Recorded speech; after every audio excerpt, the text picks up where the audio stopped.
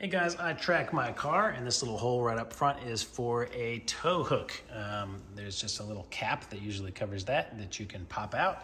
And I had a tow hook from Rennline. This is what it looks like. It's one of the hard metal ones. It's a great one. I have the same one on my Boxster. This is what came with the car when I bought it. Here's a close-up of it. I removed it because I took my front bumper off to install their grille screens. And I picked up this one from them, which is the cloth kind. So, not that you really need an installation video on this. You stick it in here and you can see that there's a big threaded hole. And there you go.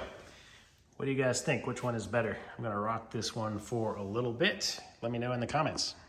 It does have a really nice finish on it. I like this. Got their little Rennline logo on it. Super sturdy. You could actually put a hook around this and tow yourself out of somewhere. Now I did just realize that this old one has some protective film on here that nobody ever removed. So I can pull that off and it'll be nice and shiny again. So, you know, if I ever need to go back, we got a new looking tow hook. I cannot believe they left that on. Look, brand new tow hook.